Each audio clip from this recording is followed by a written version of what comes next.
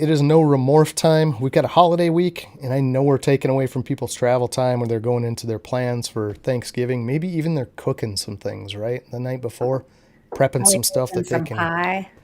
yeah, just stuff they can put out on the counter or reheat, get the Yeah. house smelling good. Man, it's an awesome time of year to not be doing a keto diet. I'll tell you right now. I made some It's the pecan pie today. Oh yeah. Yeah, it's the best time of year. So Jamie and I are both doing the keto thing, and we do that kind of on and off. It's a healthy thing, right? You know, whether you do that for a short period or whether you do that full time, it still does a nice system cleanse and gets your stuff going. But we're cheating tomorrow. We are definitely cheating tomorrow. There's going to be way too many good things on the table and different smells in the air. Football game on. You got to have beer with football. The Packers and Lions going head to head at noon. And we got like, what, 28 people tomorrow, I think was the count. 28. I think it was up there. It was very close to that. It was a Might be close to that. lot of people anyway. So it's going to be fun, man. We got to drive in the morning. But tonight, we've got a guest that we've tried to have on for a long time. And I think James will agree with me. We've talked, I don't know, for well over a year through, you know, the hair down stuff, the Whiz Tank Clan, the T-Keys network over there, and Puff Trion with the guys over at FNA. I mean, we've just been in touch through the chats in different ways and even through Instagram, like, hey, take a look at this clutch. What do you think? And I'll send something back to James and go, what do you think of this? You know, but never could really work out the work schedule and get these guys on. So it's awesome to have them on. Excited about this one. They've got some interesting stuff that we haven't seen before. And I don't know that they've really been soloed out on a show, or at least one that I have caught where we could actually get to know them a little better. Yeah, I'm excited. Charlene, everybody's like, who's the S, right? Because you see the J&S Exotics, and I guessed inaccurately. I think I said Sarah, Yeah. and he's like, nope. You know, and he didn't make me guess anymore. He filled me in. But yeah, so to get to meet her tonight is going to be super fun too. But it's going to be a fun show, guys. I'm amped. I'm excited. We got so much different stuff going on this time of year. Between the holidays, different guests coming on that we've been waiting for, and the 15 minutes of lame kicking in. So it's going to be rough. I'm going to be honest. It's going to be really rough to keep up with that schedule, posting stuff constantly, giving you guys little insights to the Forge, what goes on here, how we do certain little things and reels and interacting and collabs with the different contestants on there. But super worthwhile, guys. If that comes your way and if you are invited to join on that, I can only say absolutely do it. It can only bring good. Your level of participation is really going to give you back what you put in it. So we're going to try. We're going to try really hard. Hopefully everybody out there finds what we do entertaining or useful and finds their way to the voting polls and throws a tick on the Morph vote. So I realize there's a ton of popular people out there. I mean, it's a stacked crew this year. So it's going to be difficult for us, but we're going to work at it. We're going to try really hard. And if you got things we should do or should not do, we are always open to that. Double dog dares. We'll even take double dog dares Oh man. in the Hey, Discord and in the different chats. So John if people want to throw... John will take double dog. Yeah, you know, I'm not opposed to a double dog dare. I will definitely do those if I just need be. take truths, no dares. Okay, truths for Jamie, double dog dares for John. Jason, he's just gonna drink bourbon and watch, or beer. Yeah, beer too. That's funny. But no, not a lot else going on, guys. I know we don't have a ton of different news. We got a lot of pairings going on. Nothing in transit. All the animal shipping stuff was done a week ago to avoid all the BS with holdups. But Jamie, Jason, do you have any other weird news? We're going to keep it really short and start saying hi to people. Nothing weird. Counting down on egg cutting. That's it. It's my big exciting news. Probably for the rest of the year. Got 2 clutches that want to get done before the year's up. So. And those are like 18 and 24 days, something like that? 13. Maybe it is 18. The 13th of December and the 26th, I believe, right after Christmas. Nice. Okay. So I wasn't Right after horrible Christmas, off, but yeah. Yeah. And really nice clutches too, man. I can't wait to see what pops out of those because there's a pile of jeans in both pairings. So Yep. hopefully we get some nice stuff out of that. We can post some fresh babies for the end of the year too. But Awesome. yeah, let's say hi. Who's out there? Who's Sure. doing their pre-Thanksgiving celebrating? Zombie. Vance. Good to see you, brother. Thanks for coming out tonight. Got the RWO rep right here. He's one of those characters. We got Travis back too. Good to see Travis. And yes, have a kick-ass Thanksgiving. I agree with that. Thomas, hopefully you are getting that truck off the road and you are headed back home to spend holidays with the family, man. Good to see you in here. Appreciate it. Brave, always good to see you. I know there's a smoothie in the mix somewhere. We'll hear about that any moment, I'm sure. Prox, good to see you, Prox. Appreciate you. That was last week's affiliate of the week, so appreciate them 100%. Mitzi, and I'm getting better at these hearts, man. I've almost got this. Look at that. Wow, you can't really see it, but yeah, there I we can go. see it perfectly. Yeah, so It goes appreciate nice Mitzi. with the pink background too. Yeah, a little pink heart. Yeah. Eddie, Static Morphs, another fantastic affiliate out there. Those guys are hatching crazy Man, stuff. Yeah, they Combos, are. too. Really nice clutches this year. Yeah. Dwight the Pied Man, I know this is going to be a rough Thanksgiving for you, sir, for various reasons, man. Hang in there. Enjoy your holiday, though, with the people that are around you, and appreciate all the stuff you drop in the Instagram every day, man. Really do. Hope you're well. There they are.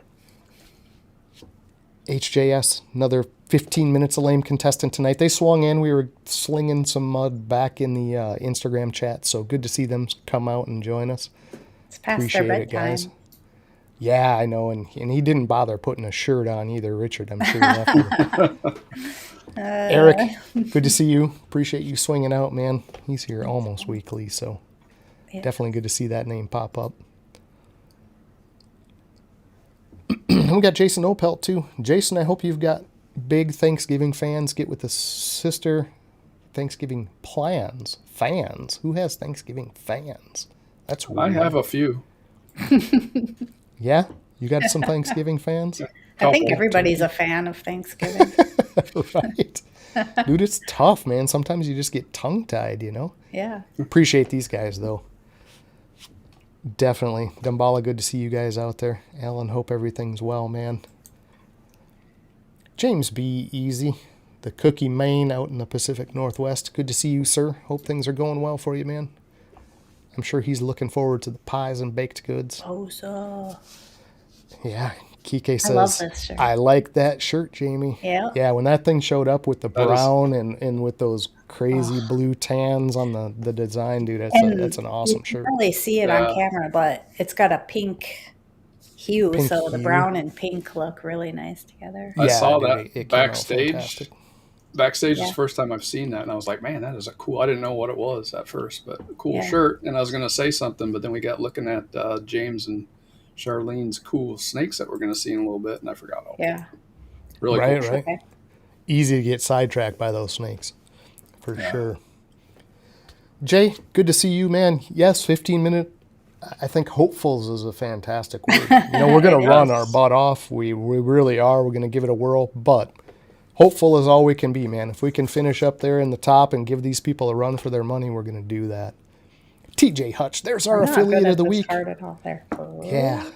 We're going to touch on that too, guys, right before we go to commercials. But Jen threw in $30 tonight. So somebody wins $40 on the trivia. I mean, $40 is not something to scoff at. That's a couple of hats, couple of Yeah, T-shirts that's pretty good, man. in a 1 week deal. So Jen, super appreciate you. One of the sweetest people in the industry, honestly. Glenn, good to see you, man. He's a local neighbor just up the road from us, honestly. Yeah. Yeah, good to see Glenn out there and chatting too. Happy turkey game. Yeah. Appreciate that. Greg, Rippin' Reptiles, let's go, mofos. I agree, sir. Let's go for sure. And Greg, I'm not even going to bring up the gaming. I'm just going to leave it. We're not even going to talk about it tonight. I played in a some good Call mood. of Duty tonight right before, and it was about how you were explaining it, John. I had positive KDs though the whole way through, but probably a 50-50 win-loss. So. Well, that's far better than I do for sure. I mean, I'll get a positive KD on occasion, but join Reptiles, David. Good to see you, sir. He's been in here from the start too. I think David was one of the first people to come in first few episodes. Void Century.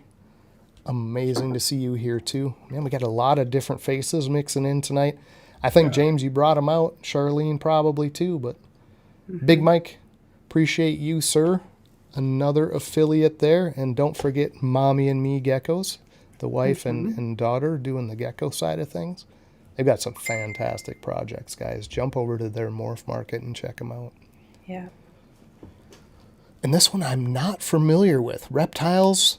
I hate this @ thing because I should probably know this, but I'm not recognizing the logo. So holler out who you are, pretty please, because YouTube and their @ thing is not user-friendly for sure. Right. But appreciate you guys. Exotics, right? Our They've Exotics? been Yeah. here before. I know, and it's not sticking in my brain, and I hate when that happens. I really like to pay attention to that. Yep. There he is. We've got the Kiwi down there, chilling on his dick, as he says. Chilling on his dick, having a beer. They don't say deck. They really kind of butcher that into a way that makes it sound not quite right here in the United States. Can I sit on your... Anyway. Yes. I trim the edges around so it looks bigger. All right. All right, we're going to move on from that topic. All right, Benji, but appreciate you slinging out the madman from New Zealand for sure. Appreciate that. All right, we got them all. Oh, Eric and fam.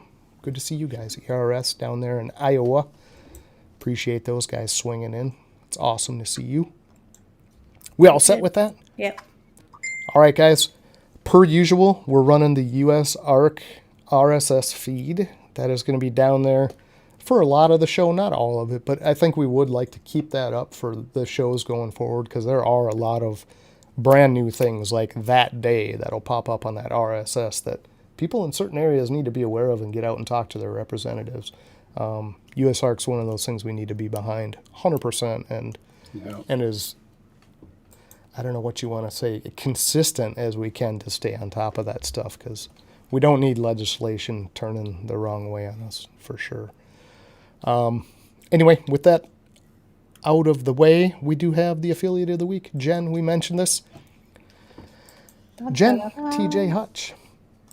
One of the nicest people we've run into, honestly. Isn't she lovely? Yeah, yep. And cute as hell besides. I'm allowed to say cute as hell, I think, without Jamie beating me up because she's so nice that I don't think Jamie would do that. Only if I think they're cute, too. Then it's okay. Then it's okay. I see. Okay. But yeah, I mean, we always try to hit these people up when it's their week and just go, hey, what do you got coming up? She doesn't really have a lot of events, and none of us do really, right? Certain time of year, stuff starts to slow down, but I do want to talk about some of what she's working with. She's got things that came over from Mills at Python Pit. Crazy genes that aren't really worked on this side of the pond. So Blackhead Dark Angel combos. Dark Angel's a really interesting gene. It does a lot of pattern fill, but also gets super, super black. So you mark that in with some darks, Blackhead, Leopard, things like that, and you're going to get some extremely odd looking animals. She's working that stuff, and she has, the Ultramel projects going with Jason at Basement Pythons as well. They're doing the Hypo Sunset Ultramel Pieds. I mean, getting some really crazy combinations in that side of things too. But again, super nice person. Great animals coming, and reach out anytime. I mean, she's very approachable, answers things almost immediately, even comes in and hangs out in the Discord when Greg and I are in there gaming and stuff. So Jen's awesome. Appreciate you, Jen. Thank you again for throwing $30 at the trivia tonight. And folks, go check her out. Go get some TJ Hutch merch. Go get a shirt, go buy a hat or something from her. She's awesome. So go try to buy appreciate that Dark you. Angel. Yeah, right? Yeah, good luck. You're going to need to rack up a lot of Forge coin to get that out of her claws, for sure. But, yeah, definitely. Oh, Robinson. Okay. Appreciate you. That's much better. And I knew I recognized that, but now it makes way more sense. Thank you. Dan, Vision Quest, South Florida. Good to see you. Hopefully you're back safe and sound from your trip and you're ready to do some holiday stuff. Yep. Shauna Kana, the wheels on the Fat Man bus.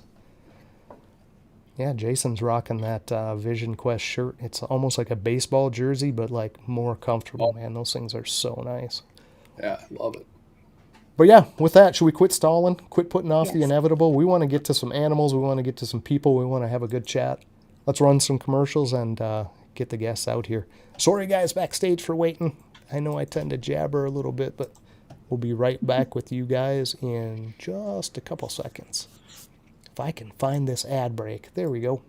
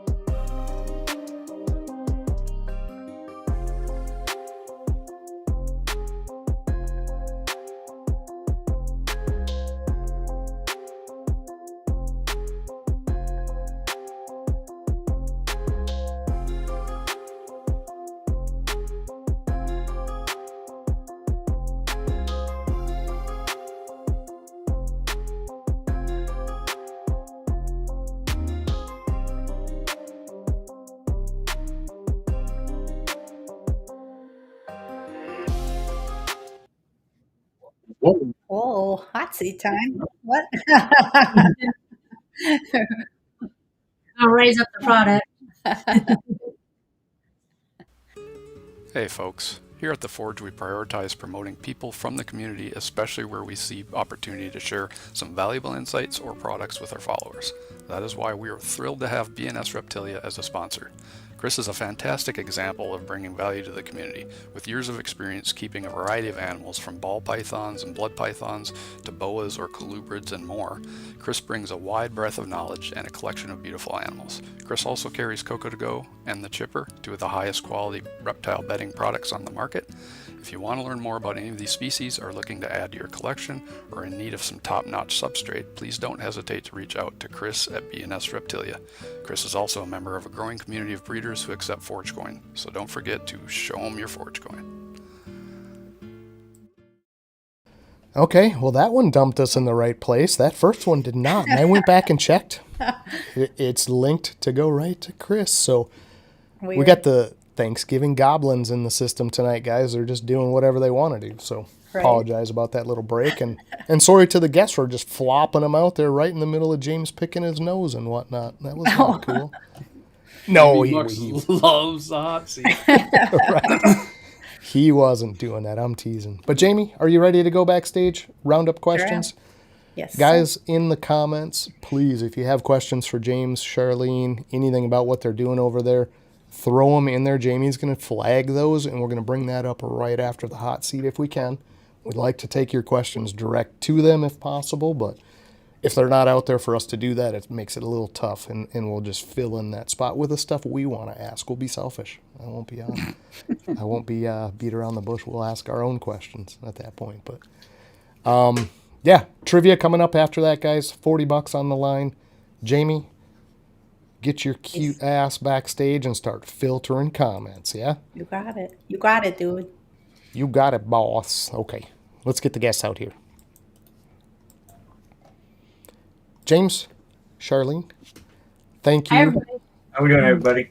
Hey guys. And you have something out already. Yes. Right now we got the scale of corn snake right now. Okay. Scaleless corn snake. We are going to go to that right after you tell us, number one, who you are, where you are, and how the heck did you get into reptiles? Like what drew you into reptiles, and what made you interested enough to have all of that equipment behind you and all the various projects you got going on? I've always loved snakes, even when I was young, but my dad was definitely scared of snakes. Never could own one. And we got together, so her parents allowed us to have a snake or two at the house. And it slowly evolved from that. We had a local buddy who was in the breeding snakes for a while, so he kind of helped us get into it. And then we got another guy, Ohio Reptiles Company, who's local to us, and he has a large collection. He kind of helped us steer us into buying stuff. Nice. Okay. So time frame on that, like, was this just a couple years back? Was this 5 years ago? What? We've got snakes in about 2015. We were starting to get into breeding around 18, but COVID hit, and I got laid off from my job. She got laid off, and all the expos got shut down. So we kind of stepped away from the snakes for a while because we couldn't find food. And we recently just got back into it, 2 years ago? It's roughly two, maybe 2.5 or so. We had several as pets, but we decided that we liked them. We're going to have so many snakes, whether we're breeding or not. So we might as well enjoy the babies and share the hobby and learn from everybody who's been doing it for a while and just help the hobby grow. Yeah, absolutely. So that's kind of interesting. The way you kind of made that transition was a little bit reverse from a lot of what we hear from people coming on, right? So you had the snakes, COVID hit, and you kind of cut back during COVID where a lot of insurgents came in. Do you know what I mean? So Yeah. that's kind of interesting. Makes complete sense. Not that, that should have went a different way, but that's not what we normally hear on here. You know what I mean? It's like the other side of that coin. So that's kind of cool, kind of different. But you stayed with them. We made a lot of bad choices when we first got in. This time, I feel like we did a lot better. Yeah, that's easy to do. Very easy to do. We made some bad choices too. Definitely. Right. Yeah. It's pretty. Look at it. Not necessarily. You should not breed that with that. We didn't necessarily have all the resources that's out there, and we really appreciate them. I like to learn new things. Yeah, and one thing you learned. So you said you had trouble getting food, back in COVID, and you've kind of food proofed yourselves now, right? You're doing your own rats, and That's why I like to. I take care of the rats mainly. I work with the Nubian rats. I like to do a temperament check with them, and I have a mother's rack system. I keep track of how many they're making and how well the mother does, and just try to keep the numbers up there for ourselves. And we also provide for some local pet stores and those that are struggling to find food for themselves to try to prevent others from feeling what we have went through. nice. Very nice. You went from struggling to now you can supply other people, feed all your animals. That's awesome. Yes. Yeah, we kind of live in the middle of nowhere in Ohio. It's like the nearest biggest town is either Fort Wayne or Toledo. We're both over an hour away. Yeah. And other than that, it's going to the pet store to buy food. And I don't know who can afford to feed the collection on $8-9 rats. Right. No doubt. Exactly, yeah. So just on a curiosity's sake, like, how did you pull the rats apart and say, okay, we're going to do rats? Did you put a building up? Did you move this into a separate portion of a home, like a garage space? Or how did you go about making enough space to accommodate that? We have a back garage that I have always done like minor car repairs, woodworking in. And, well, the guy who had the house before built a little office that he did for reloading gun ammo. So I kind of took over that room and turned it into a rodent room. We put in an exhaust fan, AC heater. And then this year, a buddy of mine who does roofing, Will from Separate Reptiles, he's local too. He helped build an expansion room now, so we doubled what we can have in the room. Very nice. Gotcha. Okay, nice. So can we talk about numbers? And I don't mean dollars wise, but like production. Can you put that in a scale? Do you track it close enough to know, hey, we're making, 1,000 rats a month, or 50 a week? What kind of numbers are we talking on the rodent side? ASS, we probably do, I'd say 60 to 70 a week, and maybe a little more. she can tell you more about the Norwegians. See, Okay. we went from when we first bred in our smaller area before we extended our room, we just did the tubs, and we had tampered with the mother system, and it was very difficult to check numbers because couldn't define what mom was producing and what wasn't, and who isn't taking care of their babies or producing at all. So I actually have the cement tubs that our buddy had furbished for us. They're actually steel slots, and we had converted the cement tubs into those with the feeding and dropper system. And I have that labeled 1 through 10, and I have a Pacific about a females in there. I like to keep about 8 to 9, depending on the size. I tamper into some dwarf species, and I'm intertwining that into some of mine. So they're smaller rats versus bigger. Their growth space is about a medium when they're full grown. So I'm able to have about 9 or so in there with the male. Keep in mind, they are in there all the time because the mothers relocate to the mother's rack to take care of their babies for 4 to 6 weeks before they go with another one and get to find out. So, how many do you think we do a week? I just started. I've been tinkering around as I go with that, just going in the way it is. And I had messed with production by adding some and taking my retirements out. I have sticker that I put the number of the tote, so the female always goes to the same colony. I found that when they're happier and they're familiar with their crowd, that makes them familiar and they don't bicker as much, as well as I can define what tote isn't producing their carry, so I can retire them on time. They're about. I've been doing about 3 months now, so it's a rough estimate about 40 or so a tote every 2 weeks. More than that, okay. But that's just for out of 8 rats or so. So I was that gonna would be say that's quite a 10 few, totes. actually. I Yeah. mean, 40 in 2 totes, you said? Yes. And you have how many totes total? I work with a slot of 10 right now, so each tote will make about 30 to 40 every 2 weeks. My mother rack is always full because I pull them when they're about to Okay. show so they don't step on each other, or I have the moms that want to bicker over the babies, and sometimes they'll Right. get those scratches and nicks, or the fathers who just want to steal the babies. So that eliminates that too. I Right. also count them, so I could put a sticker on there with what tote they came from, and I put DBQ, and I put the drop date as to when I put it in there because that tells me when I put it in there to give myself a time frame.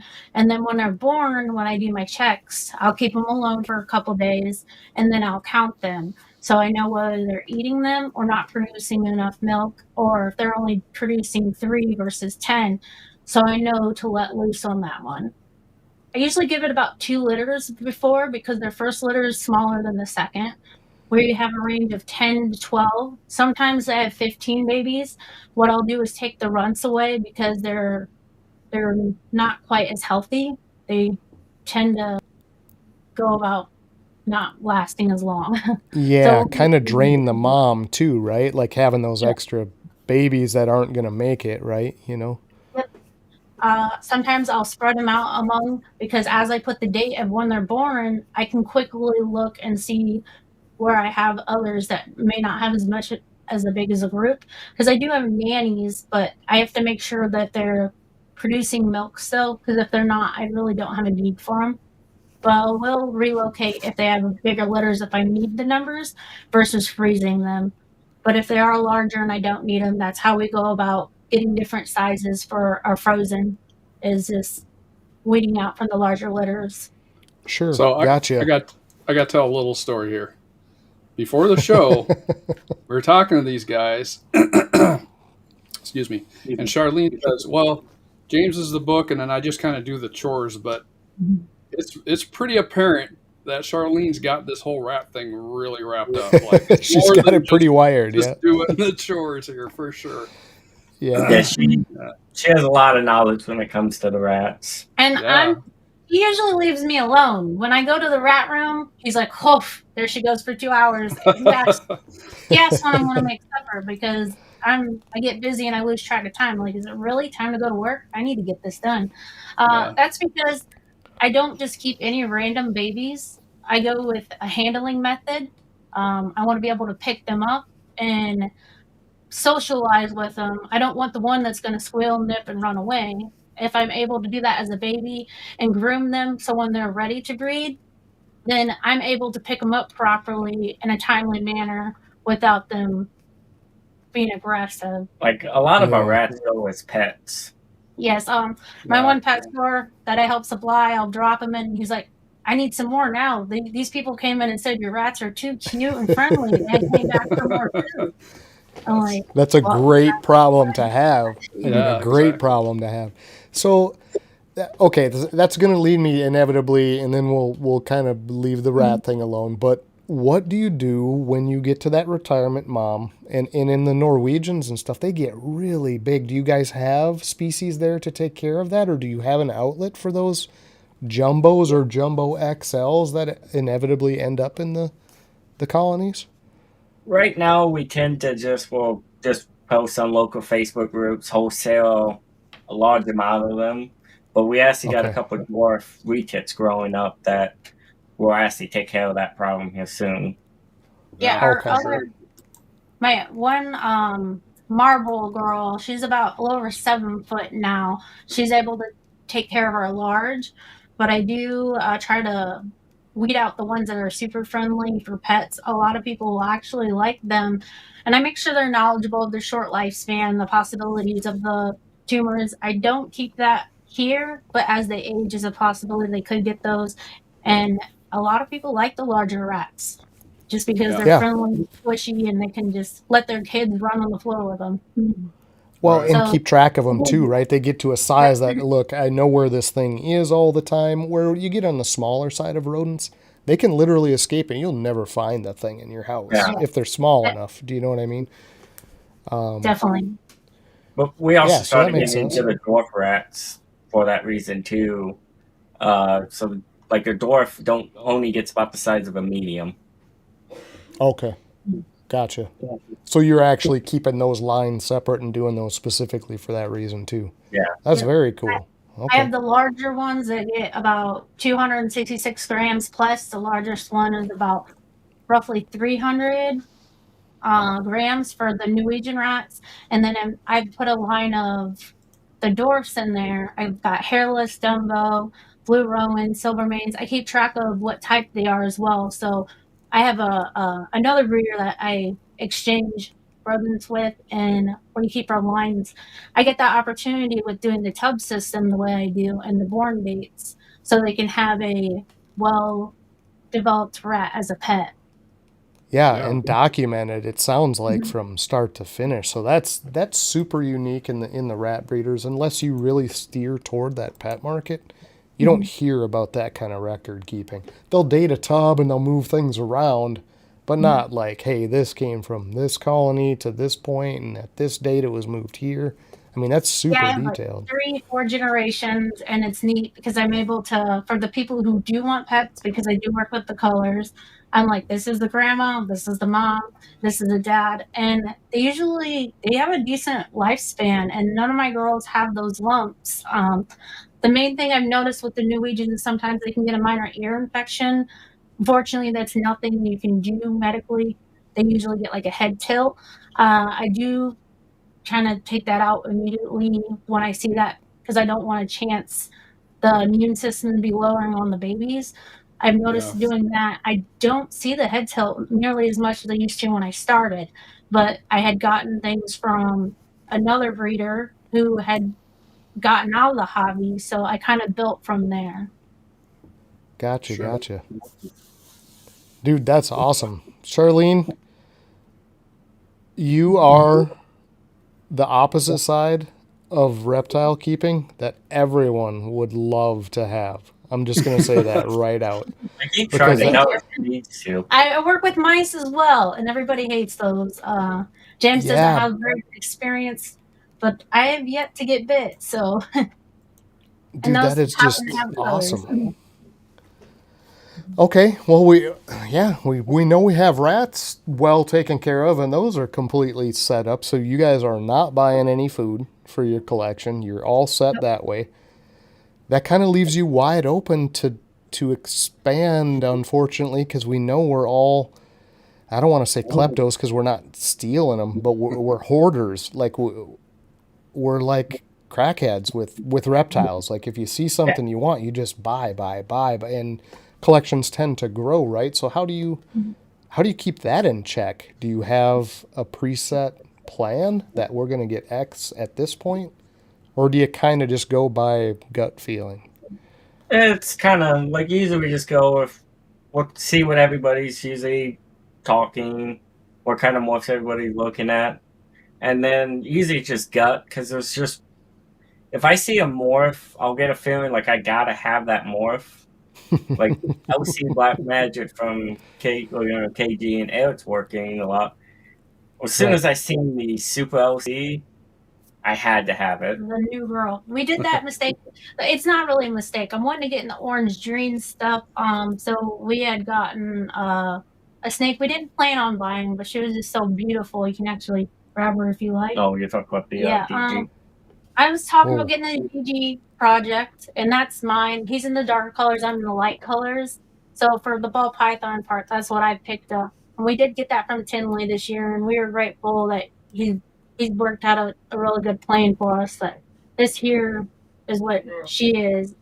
It's very, very stunning. So Stop it. we kind of keep each other in check. It's very difficult when we both like them, but we're mindful of, well, do we have the space of where it can go if it doesn't move, and the food space for production ourselves and our customers? Because we've already evaluated of, okay, we got to feed our babies because we did have 13 babies this year, and we want to be able to produce enough for the customers itself, and we don't want to turn anybody away. But if it happens to be a large amount, like we had somebody ask us, can you produce 100 or so a month small, and it had to be live, and we weren't quite in a position to do that because they weren't frozen. If they were frozen, we absolutely could. It's just they grow so quick. I don't want to overcommit and have to turn my regulars away and then not have enough food for ourselves. Like we try to be confident on that so we don't have to put ourselves in bad positions, the snakes and the people we help. Absolutely. So what was this again? This is obviously ODDG, but what else is in this? DG Krypton. He had it listed as inchy pastel, but he's not completely sure what's all in it because there seems more in it than just what he. So he only labeled what he knew. Yeah. So he's saying pastel inchy Krypton, but there's OD in this thing for sure, right? It's like a mustard. I can't remember if that was on the list. There was a few. I think Motley was in. Could be possibly in there. Stranger could possibly be in there. There was a few others. Okay, Motley I could see, but can we see closer to the tail, James? Is there anything I can see down by the belly and tail? Yeah, that has to have Orange Dream in it to do what it's doing back there. But I could see an inchy pastel OD Motley. I could see that. Yeah, that thing's gorgeous, man. Yeah, that head stamp is Krypton, though. Oh, for sure. Yeah, it's Krypton, 100%. Yeah, the head stamp's what my favorite part about it. Like, I see a lot of the Krypton stuff, but that one just stood out to me. Yeah, it's pretty cool. That's wild.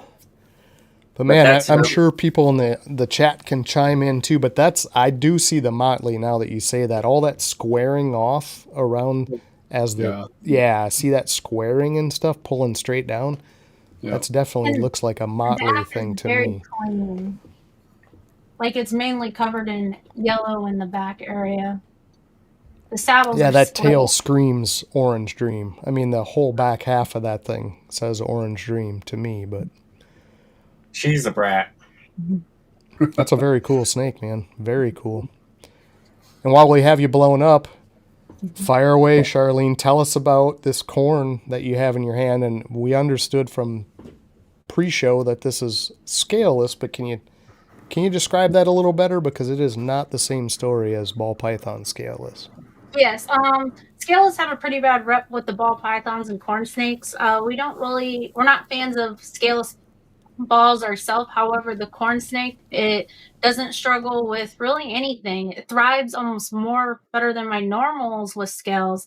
She does have belly scales, and her color is much brighter usually, but she is close to shedding, so she has this dull color. It here in about a week or so it'll shed off, and it's a complete full shed, just like a regular corn snake or ball python shed would be. They do have small scales on them, but they're like micro scales, and this one here happens to be like you can see there. Oop, let me flip her back around. She's on a mission. The color looks almost salmon. Is it a salmon color, or is it just because of the shed? This is because the shed. I do have a salmon girl, but she's a regular because I have the male. I'm gonna add different morphs in and keep pets and grow the colors and hopefully create something pretty cool. Yeah. But she's what they would consider the normal. She is hets for reverse OT and the albino stuff, and he did say that there's going to be some surprises because corns always have all kinds of things that you really don't see until they breed. So that will be interesting when that does happen. But this one here does have the scales on the bottom, and if they are usually black, and her saddles happen to usually be black as well. One of our friends who he's always like, oh, the corn snakes and stuff, they're boring. But he's actually waiting for this girl to have babies because he wants to sneak her in her pocket and walk away. Right. It's just mainly because it looks like a melted crayon going up and down her backside, and then all the spots, super soft, and they're not really aggressive. They're just like the regular corn snakes. They eat well. I really grown to like them because of just how unique they are. For Very sure, cool. for sure. Want to You can say kinda hi to see her- Dickie Foster and Val that jumped in. Hi, guys. Appreciate you stopping in. You can kind of see the cloudiness in her eyes. It's Yeah. very similar to the others. She does have a couple scales there on her head. It's the darker tints, Yeah. but they're Yeah. not near as many as the rat snakes. That's Much very cleaner. cool, man. So, and much more hardy and viable than the ball python scaleless. Like you say, they got the belly scales that protect them a little bit from their normal crawling around. They've got some different things that help them through things better than the scaleless ball pythons would. Multiple people have proven out that corn snakes scaleless can breed female or male. They shed just fine, one solid piece, as long as your humidity's all good. I'm going to swap this up and I'm going to put you this way. There we go. All right, what do we have there, James? You got This is a project I picked up recently from AK Morph. It's the Orbit gene. Oh, Orbit's cool.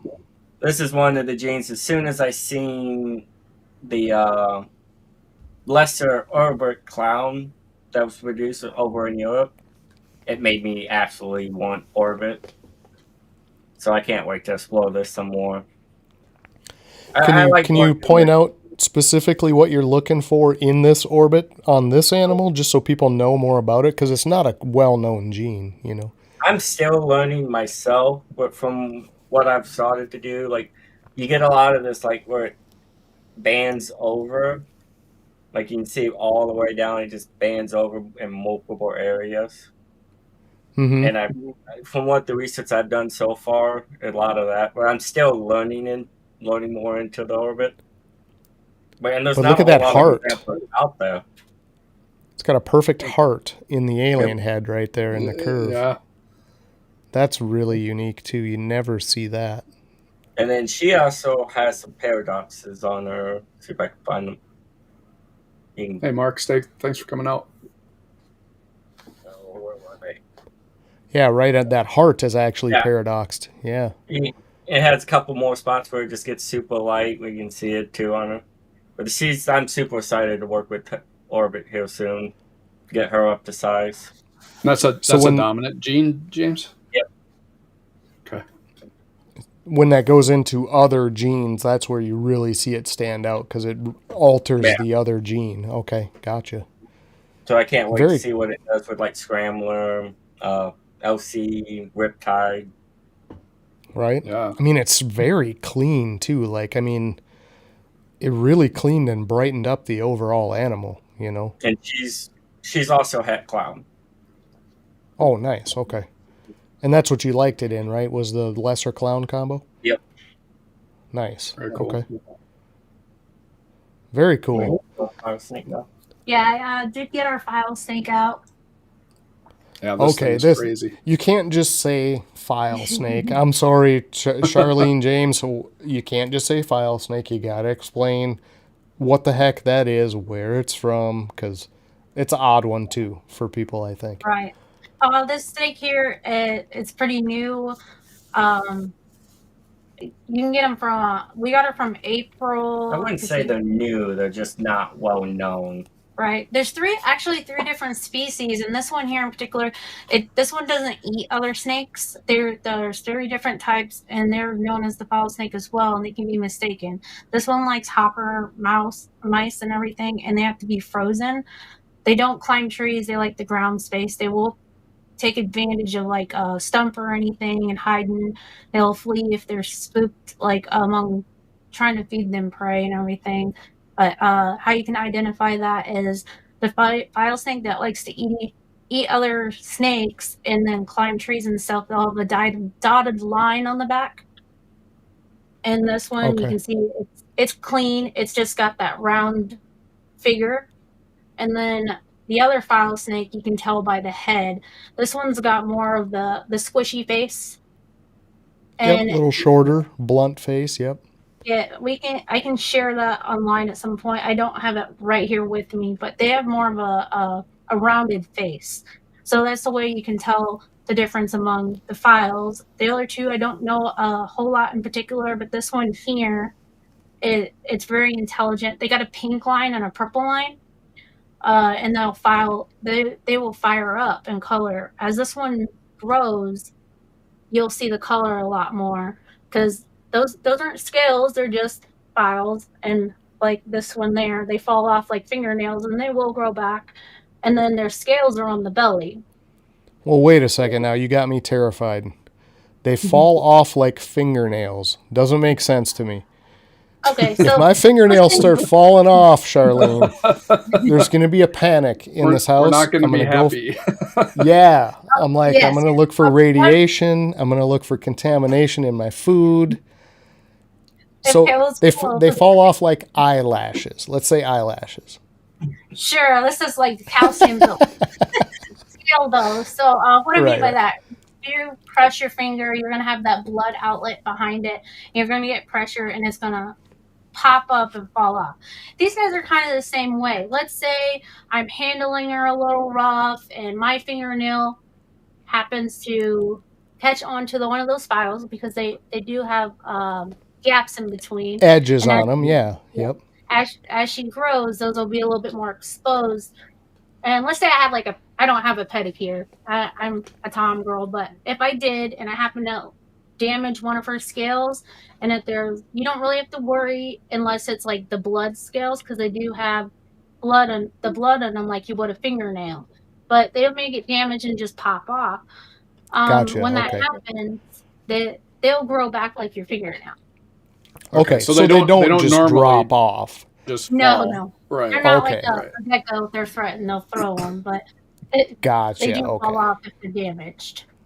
Gotcha. That makes way more sense. I was horrified because I'm just picturing like fingernails falling off, and that made me queasy a little bit. It takes a little bit for that to happen. She's only missed one so far, and it hasn't grown back quite yet. But sometimes they don't if it's like a lower type scale, and then it'll just look like a patch. But they do usually grow back. Okay, gotcha. Yeah, that thing is very cool. And you had mentioned, not to whatever beat this up, but where you got these, someone was very familiar with these, worked with them for 20 plus years, I think you said, and they just absolutely don't bite. Is that right?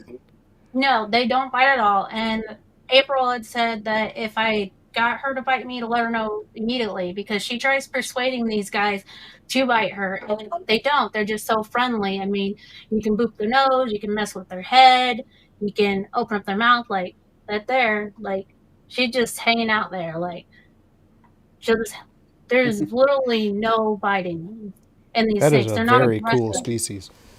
They're very intelligent. So they have scent glands on their cheeks there. They're little puffy cheeks.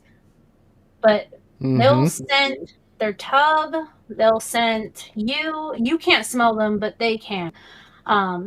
Anyways, when they do that, they get familiar and they just know their way around. Like, there for a while when we first got her, I played with her and James didn't, and she immediately wanted to come to me. She had also said that she's line bred these, so you can get one that likes to run, one that likes to hang out, or that's just super intelligent. That's So very cool. it's a wide Very range. cool. The Anything- care is very similar to ball pythons. Yes. So if you have a ball python, the care is very similar to the ball pythons, like James said. Okay. So you got the humidity the same. The only thing is, you do not want to put any kind of eco earth, because these guys have very big nostrils, because they go by the scent glands and they're smelling constantly. And if you put any kind of eco earth with them, you'll plug their glands and they could get ill. So if you did come across this, do not use eco earth. Just use your coco, the round cubes, because then they can't get that up in their nostrils. Gotcha. Are they a burrower? Do they burrow quite a bit, or? Not really. They tend. We don't rarely see her go under her bedding or anything. She tends to stay right on top. Okay. And what about anything you got to watch for as far as, unique diseases or anything that they are particular to? If you get them from, you got to make sure if you're going to invest in them, try to get a captive bred, because they actually carry a parasite in the wild. It's like lung, It's a lung fluke-borne. worm. It's some kind of lung parasite, and unlike most parasites, it can actually affect multi-species, Including yourselves. and it'll cause permanent damage because you actually have to cut some part of your lung out to get rid of them. Okay, so walk us through. Yeah, so walk us through that as far as like a safety factor. If someone is looking at these, and say you're at a big expo, somebody has these there, you don't really know, are they wild caught or are they captive? There's a testing process for that, I assume. You can check all that and like quarantine those things to keep it out of an issue, or what would be your recommendation if you're looking for a file snake other than, hey, get it from a well-known captive bred guy? What's the process to like eliminate those issues? With it being for me, with it being such a high risk, I probably would only buy from trusted sources. But the popular lab testing that everybody uses for like the different reptile diseases. I can't remember their exact name. But there's a bunch of those out there, though. I know what you mean. Yeah. Yep. A lot of them will have a flute. I think the flute forms is the answer name. Give me one. But they actually have a test out there for them. But if you would get a wild caught one, you would absolutely make sure you quarantine to the extreme. Yeah. But yep. Usually, like if you find one of them and they're super cheap, like dirt cheap, it's probably a wild caught. Sure. Stay away from that probably. Or do lots of testing and quarantine.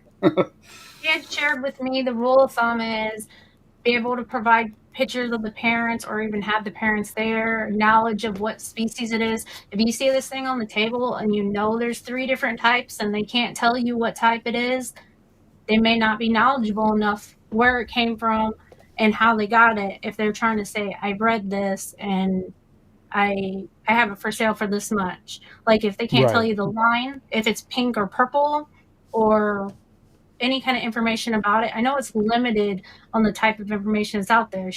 April has a whole page because she works with the scientists and she does the whole things herself. However, she can tell you how she's actually removed a lungworm. She got a wild caught in and they had to remove it. And she told me the steps of it and everything. It's very detailed. I can put her information. Anybody who wants to know more about these, she specialized in these for 20 years. So she can share a lot more than myself. I'm still learning. This is our first one. And I still reach out to her and ask questions. And I'm still learning of how their hair is going. So there is that resource. Yeah, That's awesome. A really cool snake. Yeah, and thank you for putting that out there. So reach out to you and just ask. You can put people in touch. So that's cool. Appreciate that. Yeah. For sure. I got one more question. So way back when you started talking about this, when you said that they eat the hopper mice, right? Yes. But you said they have to be frozen. What do you mean by that? They just you can't put live ones in, or? So these guys are they. You could do live, but they do so well on frozen that there really wouldn't be need, because they're actually they're kind of scavengers too. They don't always eat and take down prey. They sometimes will find their own prey, or just find prey laying around, and they will actually eat it. Sure. Gotcha. So you just put the hopper in there, close the tub, and let them smell it out. And Yeah, I just put the frozen thawed in there on top of the log, and if I put it in there by itself and just leave it set, she'll come eat it. But if you try tongue feeding her, she'll immediately want to flee because she doesn't know if that prey is trying to eat her or if what you're trying to do, what the intention is. So you're not going to get that constriction wrap out of her. She's not going to want to eat. So for the best result is just leave it on a log and close the bin, and it will disappear for sure. She did say for the breeding process, because these guys are tutorial, they have these scent glands, so it's important not to go too big. So how people say bigger the better, not the case scenario with these guys, because they won't eat properly or feel safe at home or say this is my home if they can't scent the entire cage. So they'll go through and scent gland the whole entire cage, and then that's their space. Now, with that being said, they are aggressive towards other snakes. So if you're going to breed, she said you're going to need to put a mouse in there that not necessarily that is alive fully, but let's say a smaller one that she can wrestle down and wear herself out. That's the only time you're going to want to consider live, because you're going to give them that thrill and nourishment that they need of getting worn out and getting that aggression out before they get with a male when they go to breed these guys. Interesting. Gotcha. Wow. That's different. Really different. Okay. Now, with your hands and stuff, she is not going to go after you because she's familiar. She has that intelligence of you're feeding me and you're not going to hurt me, because she has sent me and she has the capability of recognizing me. There's a video among these guys, another lady that they're trying to get more acknowledgement of how smart they are. They actually put those scent drops in among a cage and had them find their food through a maze, and they are very quickly going through those mazes and finding their food. And then they can do food puzzles, so they can open the little latches and stuff like that with the wow. Huh. That's okay. Cool.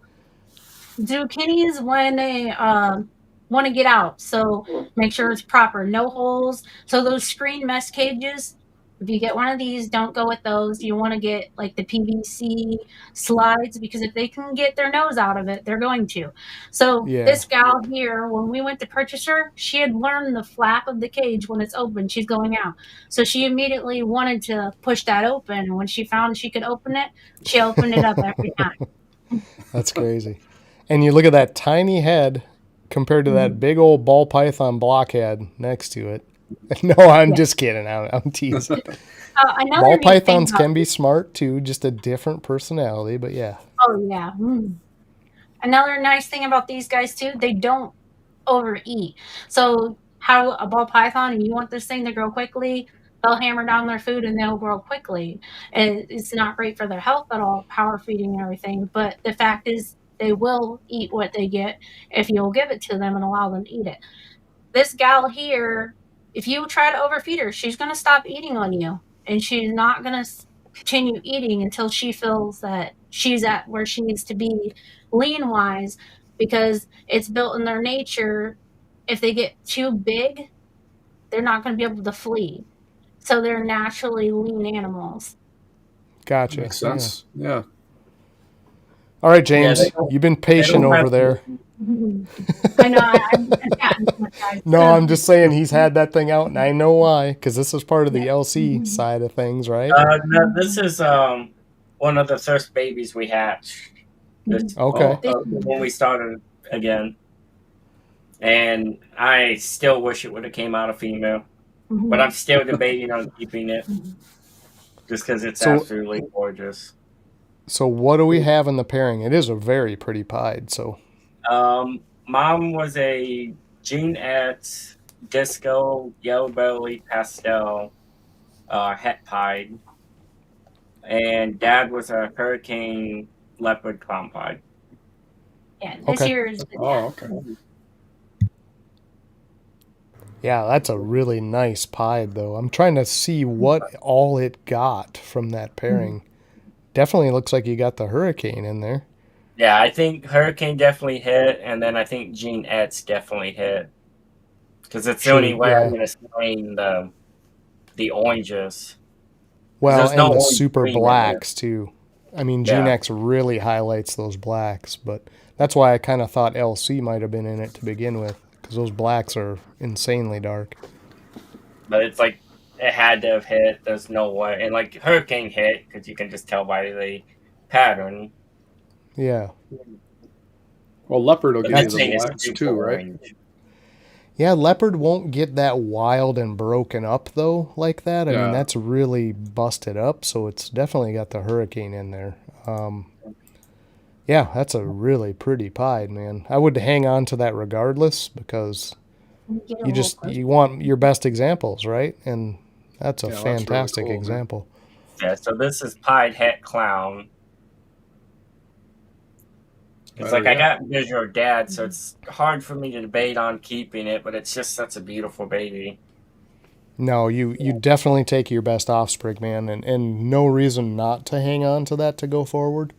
And even if it's a slight difference, a slight improvement, like you have to take that forward, because you will get polymorphism that'll carry over, So yeah, that's a great looking pied right there. I like that, man. And he eats well and he's growing fast, so hopefully next year. His other Yeah. baby is right up here on number 25-4. I kind of take care of babies as well. Oh, there you go. So Mark from Rat Bastards asking, will they eat small anoles or lizards, or is it just mice for the file snake? Honestly, I don't know on that one. I imagine they probably would. She had covered that they'll eat like rats and like the ASFs, but her primary feeding is mice because of how they like that lean veal. She has gotten a better result of just doing the mice hoppers, because they'll feed consistently. They keep that lean Yeah. body. If you give them the rat or an ASF, they may not eat nearly as much. I mean, it's nothing to be too alarmed of. It's just them keeping that body fat up more than what they need to be. So the results of that, if you wanted to eat more often, stick with your mice. But if you're chancing it not quite eating nearly as much with the others. Yeah, Yeah. absolutely, for sure. Dad, good to see you out there. Mom and Dad Okay, what do hopped we on have her. here? We're still trying to figure out this one. And, it's Mojave Pastel. And I'm trying to debate on if Hurricane or Cypress hit too. We got I would be say sweet. Hurricane, but not Oh, Cypress. you don't think Cypress? No, I think Hurricane over Cypress for sure, the way that chained up. She's so he's so reduced. It's like it's hard to debate in the slight color. I need to just send out a test for this one, because if we get this one figured out, there's two others that look very similar. Yeah, so And here's the thing in work. my mind, or at least in my mind, the way I see these genes are the ones you stated was like you got your Mojave, which is going to get really really reduced on its own. Mojave tends to spread out and be pretty simple, almost like lesser, right? But then you throw Hurricane in it, and it kind of wants to do the same thing with Mojave, where it chains all of your alien heads together and gets a little more busy. I would think Cypress, and I could probably tell you from the head, Cypress, it would really discolor the head. And it doesn't look like it He did was in there this at the thing. shed too, I believe. Yeah, no, I don't see Cypress in that. I just don't. I could be wrong, but I think that's just Mojave Hurricane. What all was in this? The pairing was Cypress, Mojave, Pastel, and the Hurricane Leopard. Okay. Clombide. So Pastel, Mojave, Hurricane is what I'm calling that. I do not see the Cypress or the Leopard. I could be completely wrong, but I think Cypress, especially in that combo, would really wash the head out to almost like a weird orange kind of a tone, and it gets real pale. Yeah, the sides it got like thing because the sides are really washed. Yeah, that's I think that's just the Mojave Hurricane. I really do, but I could, well, Pastel too, right? But I don't know if I've seen Cypress with Mojave, so I don't know on the head thing. I mean, I know what you're saying, John. I just don't know what it does with Mojave. It's definitely got the eye stripe going on, though. yeah, I think that's what you got there, James. I would say Pastel, Mojave, Hurricane is my call. And anyone out there in the chat that thinks otherwise, you're more than welcome to say so. I just guess at these things, but I definitely don't see Cypress in that. Cypress would have a completely different head. I don't know what happened with this clutch, but they're all very angry little things. Oh yeah, he's not liking looking at himself. Yeah. Ken said he comes thought from it the might Hurricane. have. Ken said he thought it might have both Cypress and Hurricane in it. Yeah, I really don't think so. I mean, I could be wrong, but be worth Patrick, testing, what's up, man? Yeah, it'd be worth testing for sure, because it's just my rookie opinion. But come here, you. Yeah, I agree, Mark. I think the Mojave's cleaning all that up, and I think with the Hurricane, it's doing that chaining and the Pastel bringing out a little yellow.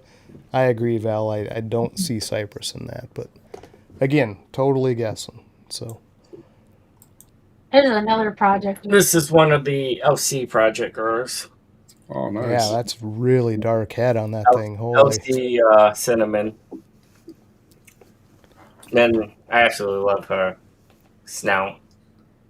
Yeah, it's just split right down the middle, right? Like black top, white bottom. That's very nice cool. And symmetrical, yeah. Show her side here where it's split there. She's one that I picked out because I thought it was pretty, but she's snappy with me all the time. Her and our butter one that we had shipped in from the UK. He's beautiful too. He's just very snappy with me. She smells that file snake on you. Right? Like Clubridge, yuck. Wiz. Right? Wiz, good to see you, man. Appreciate you popping in. Get back in there. All right. Okay, James, don't grab a new one, because guess what? We are way overdue, and Jamie is wiggling back there. She can't wait for Hot Seat tonight. So we will come back to those, and you can show as much as you want to show. We're definitely going to allow you to do that. But you can't escape the flames. Sooner or later, they do catch up to you, and that time is now. So let's run Hot Seat real quick, guys, and we will be right back with you. Both of you, good luck. I know Jamie really worked on these and has you prepped for some discomfort. Let's just call it discomfort, not pain. Oh, come on. Just let me scare him, Jamie. Quit trying to calm him down. Let me just scare him before we go in there. All right, it's Hot Seat time, guys. We'll see you after a couple. Guys, good luck and best wishes. Get the ice packs out. Here we go. It's time to play the game. It's time to play the game. Ha ha ha. Let's go. Hello, welcome to the hot seat. Who's gonna go first, James or Charlene? Oh, ladies first, right? Okay, yep. Okay, we'll get started. Would you rather meet your favorite actor or your favorite singer? Probably singer because it would drive my husband crazy. I've always liked Justin Bieber songs. Oh, yep, Bieber fan. Would you rather give up caffeine or sugar forever? Oh, sugar. I'm a coffee gal all the way. Okay. Beach vacation or a ski trip? Oh, beach vacation. This cold's got me shivered. Right? I know. We got some snow last night. Crazy. Trivia or karaoke night out? Oh, that's a rough one. Probably trivia though, because you get to learn a lot of new things with that. Yeah, you do. But karaoke is really fun too. Do you have a go-to karaoke song? I really like the love songs. I'm terrible at reading along. I'm more of a backseat singer, so Yeah. I not Yep. really talk or sing in front of others very often. No, it's Mainly scary. with silence. Karaoke. We're being creative over here. Would you rather always know the truth or always believe what makes you happy? Oh, truth, 100%, because that's the way to learn. Very good. Spotify or Apple Music? Oh, probably Spotify. I used to be a Pandora gal, but I've left them recently. Yep, I do Spotify also. Would you rather cook every meal or never cook again? Oh, I cook all the time, so we're good on that. Do you guys go out to eat dinner dates? Yeah, we have our select places that we like to go. Mainly, we like to eat at home though to try to eat healthy. Safe. Yeah, yep. Understand that for sure. It's hard to eat healthy out at a restaurant for sure.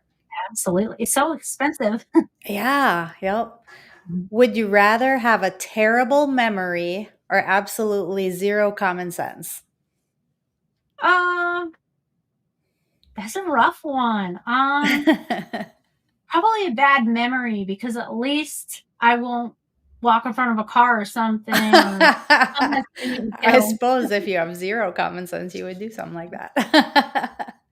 Oh, That's I'm supposed funny. to stop at that red light? Right? Oh, man. Can you imagine? That'd be terrible. Would you rather spend your life traveling or stay in one place with everything that you need? Traveling, I would have to say, because then I Is can see there all kinds of new things. is there a specific place that is on your bucket list to travel to? Oh, well, we would like to, really everywhere. When we got married, we went to Mexico, and that was a really good experience. So Yeah. we, went and seen a lot of the cool animals, and it was on the, cruise for Sympathy of the Sea, so we got to step at 7 different types of Mexico, and that gave us a taste of we'd really love to just do more. That's crazy. Isn't it wild what's out there that you don't know about in Ohio? Absolutely. It's fascinating. Do you prefer social time or time alone? A little bit of both, because I think it's healthy. Yeah, There's, I agree. some negative Nellies out there. The I animals are agree. really really where I love, though. Yeah, absolutely. Who are your biggest mentors currently within the hobby? Oh, that's I really don't have absolute favorite because I've learned so much from everybody. I mean, I know he's the book, but I try to catch up, and I'm always learning something new, and everybody's so friendly when it comes to sharing, and I'm really Yeah. grateful for that. Yeah, absolutely. Seems like you're a book as well, though. I must say so myself. Thank you. If you could go back in time and talk to little Charlene, what would you tell her? Hmm. Be bigger than the person that thinks is bigger than you. Very good. I love that one. That's a great answer. What do you like most about breeding? I would have to say all the personalities. They're all different. The snakes and the colors. It's not just the Yeah. colors that describe them. Some of them like to hide, and then some of them are like right out there with you, or they like to get a taste of James every now and then. That's funny. What's your best advice giving somebody new entering the hobby? Do what you love, because then it don't feel like work. Don't overflow Right. yourself just because of what everybody else is doing. Yeah. It's really amusing. We have to remind ourselves sometimes, because we want to keep what's popular, but we also want to keep what we love, because if Yeah. you just overflow, then it's just work, and we don't True. want to work full time and then come home and work. Just do something in your comfort zone. I hear that. Good to have Good a answer. picture. Yeah. Very good. What do you think the key to living a good life is? My theory is live each day like you don't know if there's tomorrow. Yes, I love that quote. It's true too. The last question for you in the hot seat tonight, Charlene. Who are you voting? Who will you be voting for the 15 Minutes of Lame contest this year? Oh, I'm not sure. More Forge. Oh, yes. I just love everybody. But yes, definitely. I'm taking notes. Okay. That was very good. You had some fantastic answers. Thank you for joining me in the hot seat. Thank you for your Are you question. ready, James? Yep. Spontaneous trips or planned vacations? Planned vacations. Who plans them? Usually me. What is a random fact about you that most people would not know? It's an interesting one. I do woodworking. Yeah. What kind of things do you make? A lot of what I did before was American flags and like pop crushers Okay. and a lot of Yeah. odds and ends. He That's actually awesome. made my mouse rack too. Oh, yeah. Very cool. That's awesome. Woodworking can be beautiful and it sells really well too at craft fairs and vendor shows and stuff. Would you rather have more time or money? More time. Yes. Wouldn't we all? I wish we didn't have to sleep so much. Like if we could make it on like 2 or 3 hours of sleep a night, that would be ideal. I wouldn't mind more sleep, to be honest. You just want more than 24 hours in a day and sleep just as much. Yep. Who can always make you laugh? Charlene? She can. I don't laugh Yeah. too often. I laugh too often. That's funny. Chocolate chip cookies or brownies? Brownies. Do you like nuts in them or no? Nope. Nope. Okay. Podcasts or audiobooks? Podcasts. Okay. Would you rather stay young physically or mentally? Mentally. Okay.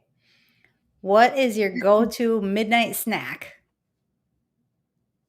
Probably, and lately it's been Doritos Ranch. Yes. I love the ranch ones. See, John likes the nacho ones better, and I prefer the ranch ones. See, I was always nachos, and then randomly I want ranch more often now. Yeah, they're good. In your opinion, what is more important, education or experience? Experience. Okay. If you could hang out with any cartoon character, who would you pick? Samurai Jack. Okay, very good. What's the most challenging part for you being a ball python breeder? Trying not to listen to everybody's opinions, because there's a lot of people out there who tries to make this very negative. Yeah, that is true. It's hard to stay focused on what you want to do when there's so many voices coming in and out. Who are your biggest mentors within the hobby currently? I'd probably have to say KG. Yeah, he's awesome.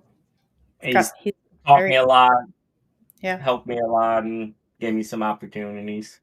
very good. Very good. Shout out to KG. If you could go back in time and talk to little James, what would you tell him? Actively study and pay attention in school. Right. Don't use math time as nap time. I ditto that. What would you like to be known for? Owning cool animals. Yep. You're getting there. You have a lot of animals, cool ones that you've shown that we're going to produce some amazing stuff. Last question for you in the hot seat. Who will you be voting for in the 15 Minutes of Lame contest this year? Well, my first one are definitely more forward, but usually it's whoever I see remind me first. Oh man, I'm gonna have an auto set one to send you a message every day. Thank you guys so much for joining me in the hot seat. It was super fun. Thank you everybody out in the chat. If you have Forge Coin, hit us up if you want to use it with us or one of our affiliates. We can get that started for you. And as always, like, share, follow, and subscribe. And vote more Forge in 15 Minutes of Lame. Man, oh man. Did you guys hear who you're supposed to vote for in the 15? Jamie cracks me up. She takes that stuff pretty serious. She's all about this competition. So you guys did awesome. And it was awesome to learn some of those little details about you guys that I don't think you're going to pick up in a panel or a different kind of setup, I really like the hot seat. I do. And just for that reason, because now I know if I'm bringing anything to James to help me out at 1 a.m, it's brownies and Cool Ranch Doritos, because that's what he's going for every time. You know what I mean? Like if I got to show up and ask a favor, that's what's in my side pocket. But appreciate it, guys. You guys did an awesome job. That was perfect. Very good. Actually. Very good. Yeah. And no pressure, honestly. Go out and vote for whoever tickles the fancy for the moment, right? There's so many good people in every year. That's why I was like, usually it's whoever when I get on all the groups, whoever the first one posts says vote me is usually my go-to. right. Because they're all great people, and you can't, for sure, like legitimately detract from anything they're doing out there. And if they're working hard at it and they are the last bug in your ear, absolutely go cast your vote, But it's fun, and I do really appreciate the opportunity to do it. And we're going to beat it to death. We kind of have to, right? It's kind of like our job for the next month to just beat the heck out of that like a 50-cent pinata in the yard. You know what I mean? It's a lot of work. It is. A ton of work. Yeah. Absolutely. So we kind of left off and you were showing some amazing animals, but we never really touched on like your direction with these. You've got files, you've got corns and some colubrids and stuff going on. Obviously you have a huge section that's dedicated to rodents and supplying other people. What are your goals and aims? Where are you taking this stuff? Like, can you specify some projects for species or? Like the rekits, we're kind of trying to expand into like the snow stuff and just average, medium size. Like I prefer more the dwarf size over like the super dwarfs, but like 10, 12 foot-ish range. So that's where we're going with them, to give somebody a bigger snake, but not a 20-foot length snake. You gotta somehow just cleaning becomes ride to work workout because you gotta wrestle this 100-some pound snake who are ridiculous strong. Yeah. But you still absolutely get a larger size with like the 10 to 12 foot. And then the ball python's just making very colorful, and for me, dark and colorful snakes. Because I love all the genes that make a deep, dark color. Yeah, I was kind of hell bent on the dark stuff too, until I started seeing some of the stuff with the lighter stuff with lace in it, and you just get the contrast. And I don't know if maybe it's the contrast that kind of drew me to the dark, but I agree with you. I still prefer the darker genes, so that's cool you're working with that. Yeah, lace is one of the ones I've been looking at, just not been in a rush for. Yeah. I kind of really like working with these random, not known genes. Yeah. Absolutely. So let me ask this: in the animals that you have brought in and that you've attempted to work with and things, are you picking up on anything that might pop up as a question mark or a danker or something plus in an animal that you really want to focus and kind of try to single out in your I've been parents? working with FNA on working with a few of their dinkers they got. Okay. That they got one the villain that I think that's going to be really fun to work with and then the AK-47 Okay. is the one I'm most excited for. Yeah, and if I mean, being that they are dankers and things, if you can kind of tell us what it is that you're seeing and that you'd like to accentuate or push forward, that'd be awesome to help people out. Because that's the rough side with a dinker, right? Like, I see something different, but like for someone to narrow that down and specify, I want to bring this out more. That's critical stuff. This is the AK-47 I got from him, and it's right down my alley. It's AK-47 and yellow belly or gravel. And I'm kind of leaning towards gravel, but without the test, it's hard to say. And I just have not got around to testing. I'm kind of leaning that way too, just because gravel tends to be more toward the darker side. But man, that thing is dark. The AK-47 is what's making a lot of the dark. Fred and AJ could probably explain it a little more than I can, because they've been working with it a little bit longer. Does it kind of tend to take other colors out? Does it tend to kind of mute some of the yellows and things that might normally come into a snake? It almost looks xanthic is the reason I say that. Yeah, that's what I was just going to say that, John. The few I've seen, it seems like it does, and it makes it's very grainy too. Mm-hmm. Yeah, it almost looks like you've got some. There's not maybe. It's weird because when you turn it, it changes a little, but it gives you kind of that pewter look where you'd expect to see yellow. Right now. Yeah, I mean it's really got. Yeah, it's just kind of got this muting of the other colors that want to come in. I mean, even a normal would have more browns than that. You know what I mean? Yeah. And like, it's not just gravel and yellow belly doing, like, that's not a gravel, just a gravel or yellow belly. There's definitely a lot more going on. Yeah, and the blushing coming into the back stripe. I mean, it's trying to do gravel things, but it's like it's completely darked out or smoked over, I want to say. It's like it's almost like a smoke over the whole snake, Could Elias it be is working with it too. Could be asphalt. Elias is? Maybe? Okay. Yeah. Gotcha. Could be asphalt. Yeah, I mean, all those yellow belly genes, asphalt, gravel, all that stuff kind of tends to do similar things. Yeah, seems like the asphalt to me seems like it's typically a little bit darker than gravel even, but yeah, that's crazy. That's cool. Yeah, it's an odd looking snake. I almost want to like compare it to like you see those cars with the tail lights that are smoked. You know what I mean? Yep. And it's kind of doing that over the whole snake. It's cool. I can't wait to see that in with the LC stuff. What's up, Fred? Fred, good to see you, man. Yeah, I agree. You start combining the darks with that's going to look really crazy. And I disappeared from the screen because I dropped my vape completely. I don't even know where the hell it went. All right, Griffy got it back. Right, Griff took off with my vape.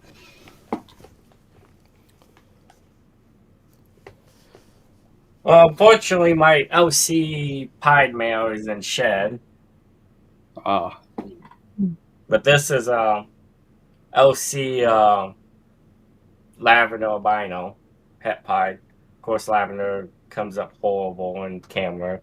Right, it always does because they're so damn bright. Oh, there you go. That's perfect. That's doing good. Yeah. Man, that is vibrant. It's highlighter yellow, even in person. Yeah. I'm not big on the albino stuff, but she talked me into it because it had the OC, and I wanted another female for my OC projects. Yeah. Well, and if you're gonna do, albinos, lavender is a great route. If it's same thing with like candy or toffee, to try to get more color than just a straight albino. I like candy better, personally, but we're working with the lavender albino. Yeah, lavender is beautiful, man. There's some fantastic lavender combos. Say we're going the ball python route a bit more than the others. The others we're wanting to keep with trios, the tampering, and just get the experience and enjoy the animals and kind of. This guy bites. Hey, don't bite me. Have a little more selection. It's a special bonus if James gets bit on the live. So James, he's got my Starburst some hog nose. He likes to eat everything. James must be yummy. Will just randomly bite you. He'll smell it before he does it too.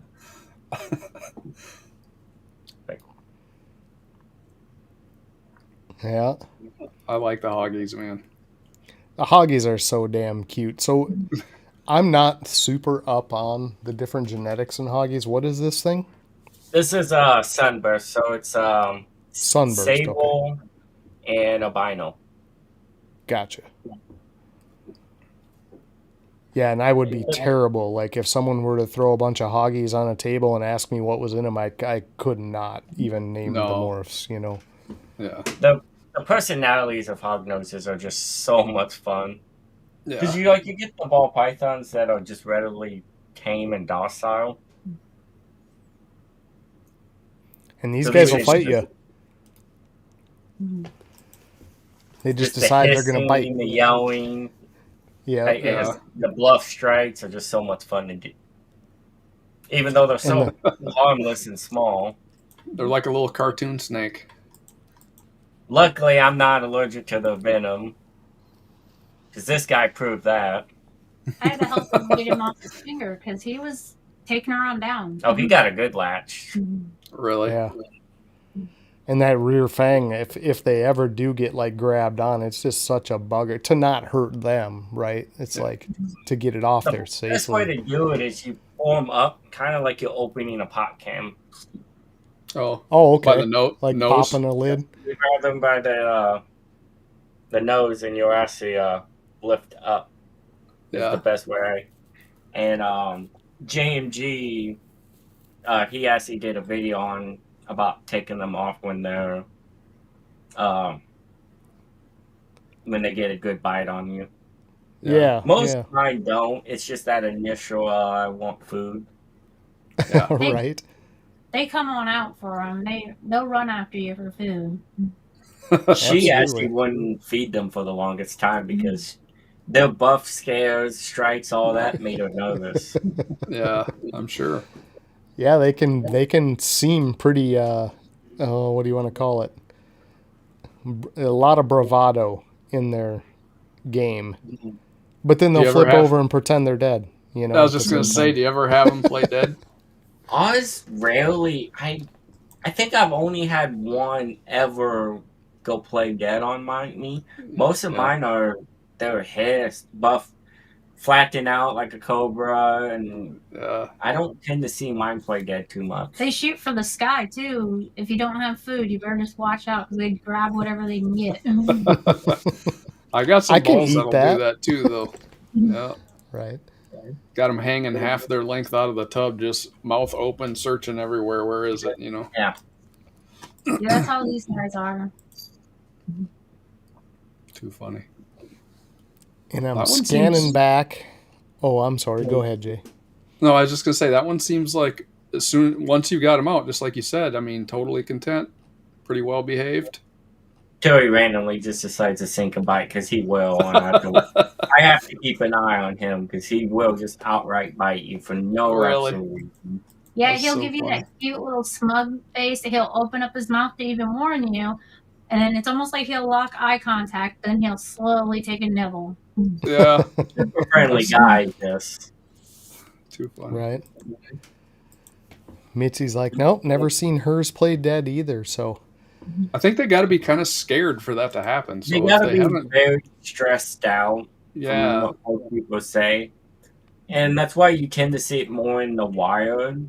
right. I was just going to say, we have them naturally here, and that's the only time I've seen that is in the wild. When you stumble on one, they just instantly flop. Like, they don't hesitate at all, you know? I kind of, like, when you see the people's videos purposely doing it, I don't really agree with it.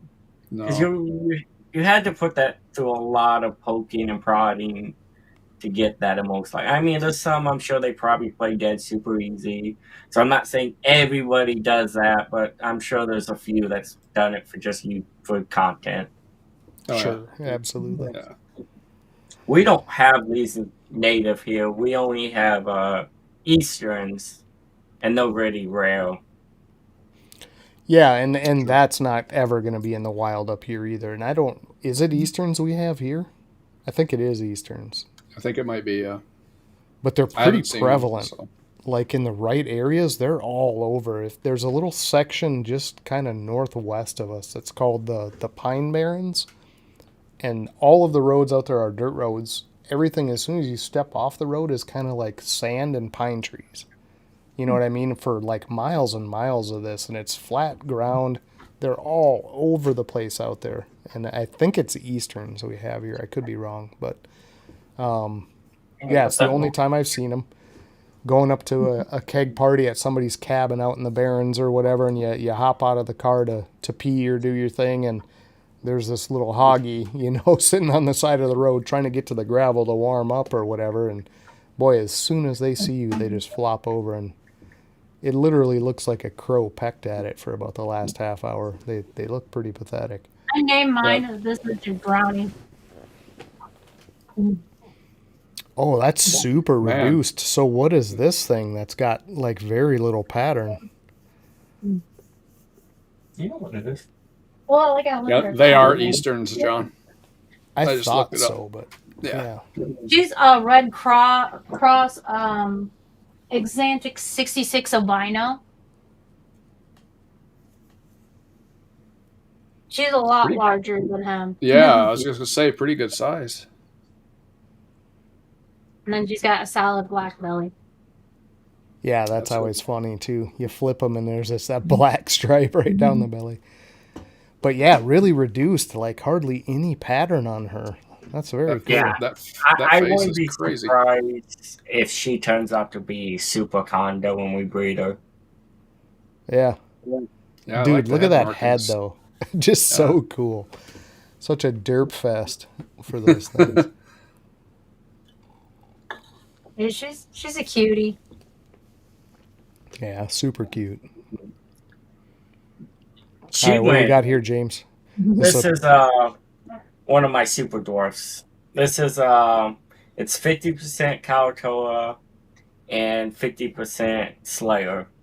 The people that breed and they call them Slayer Toas. Yeah, Slayer's not that common, right? I mean, that's a pretty rare one. It's a rare one because it's not as popular for people to work because they get bigger. And you're talking about Slayers can be up to 16 foot, and now you're talking mainland size. Right. But I absolutely love the Slayers, the colors you get from them, the bright heads. And she's a good mix of both, so she don't have as bright of a head. But you also get that super dwarf. Sorry. Yeah. Because of the Kalatoa, basically, right? I mean, to be super dwarf, you got to have 50%. I can't remember every island. It's like 4 to 5 islands of that count for a super dwarf, and then the rest are just dwarf islands. So you got to have, they say 50% bloodline. So essentially, because her mom was a pure wild Kalatoa, and dad was a pure F2 Slayer, I believe. Okay. If I remember right. So that's going to kind of split the difference because Kalatoa is fairly small, right? Don't they kind of cap out around 9 feet, roughly? Somewhere. And that's large female. Like males will be like 5-6 foot. You're talking ball python size. Right. Yeah. Gotcha. Just a lot skinnier. They'll be a lot skinnier than the bars males will. They might be they'll beat them lengthwise. Right. But I think this girl she's probably close to a year now. Nice. She's smart. Yeah. Oh, they're very smart. Yeah, them things are bright. I'm in the process. I'm going to be getting her cage made soon because I want to get her out of the tub and into a 4x2. Because our retits we tend to keep in the bigger PVC cages. Yeah, for sure. And next year will be pretty cooler because we're in the process of getting the basement done. So with the basement being done, we'll have a lot more growth to go all out bioactive is the plan. So we get the visually get the pleasure and then the babies too. And then Right. when the basement's done, she's going to allow me to get my dream snake. Yeah. Well, we got to hear what this is now. What is the dream snake? Why is she holding out? Green anaconda is that is what got me into snakes. I absolutely love that animal. They're beautiful. When I first seen a green anaconda, that's what made me love snakes. Charlene, you're going to let him get that? I'm trying to talk him into a male because they stay smaller. Right. He's trying to talk me into both because he's like, well, if they get full grown, what if I want to have babies? I'm like, well, you're going to have to call in some backup because I'm not climbing in that cage. Right. Well, and that's... I'm open to the idea, though. But I say the basement has to be done because I want these guys to be our priority and to be able to have the area, if things are slow, just as it is right now, as I'm observing, it is slow.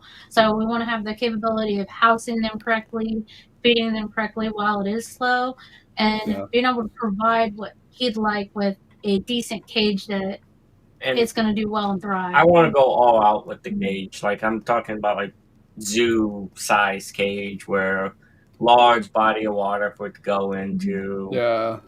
Kind of have to, to treat water, it right. Yeah. The setup that you see at the Reptilium that Brian did for his green anaconda is basically something I want to do. I want to do that large size where I can actually get into the thing. Like I want full, big, large water, and of course, I want to have it hooked up so I can drain it right down goes right to the drain, so you can change the water regularly. Yeah. Yep. And a team of 4 to join you, right? Right. Yeah. And a team of 4 dudes. YouTube WrestleMania. Right. Because they're just so big. Like managing an animal that size, I'll be honest, as intriguing as they are, as beautiful as they are, as much as I'd like to go visit and spend time with one, I don't want to keep one. It's just like this massive undertaking that I know I would find distractions from, and then I wouldn't feel right about the animal. Do you know what I mean? You have to start raising goats. Right, yep. Goats to pitch in the pond every now and then, but yeah, they're just so big. Gorgeous though. Luckily, I can get pigs pretty cheap in Ohio. I can actually buy a newborn pig frozen cheaper than I can buy a jumbo rat. Really? Wow. That's surprising. That is a little wild. Yeah, I'm a little shocked at that. Because our prices, at least in this area, are never going to like overlap like that.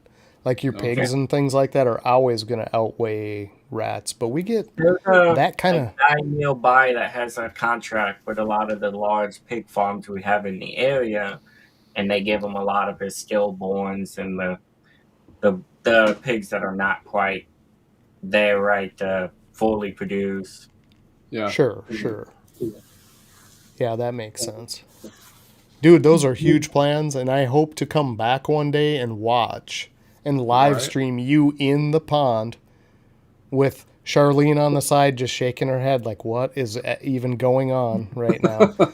But James down in there in the water, playing with the green anaconda. That would be awesome, to be honest. Dude. That's the nice thing of having a couple people that's in the hobby as well that work with large snakes.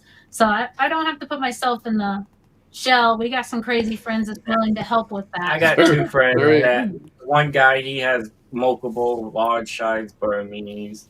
And I got another friend that used to be in like the crocodiles and the rickets, so he's used to the bigger, larger animals. Nice. That's helpful for sure. Yeah, dude, that's awesome. I will definitely bring you back instantly when this is done, and you have this habitat set up, and you've got this green anaconda. You are a shoe-in like instantly when this happens, because I definitely want to see this. And I'm not even kidding, because it literally is very cool. And like I said, I'd love to go like experience that and be in it and see it and deal with the animal for like a short period of time. But I think the maintenance side of it to me is like way outside of the scope of what I would want to take on, and more so in the light of the animal. Do you know what I mean? Like, I feel like I would lack in some aspect of that, and then I would feel bad. Do you know what I mean? And it would just be purely by schedule and things you got going on and whatever. But I think about the size of the turds I pull out of some of the ball python tubs. Yeah. Right.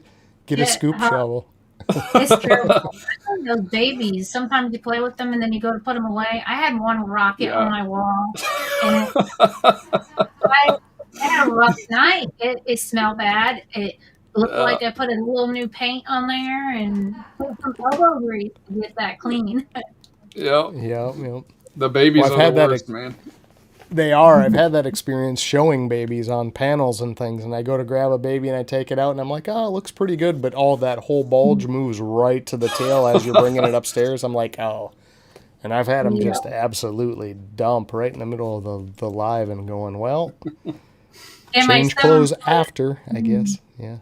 My 7-foot retic did that to me. I took her outside. She's not a very sociable one when it comes like groups, so she'll probably never be like an ambassador animal, but she likes to enjoy sitting on my shoulder, or I got like a porch area where she'll go climb about and just find a nice spot.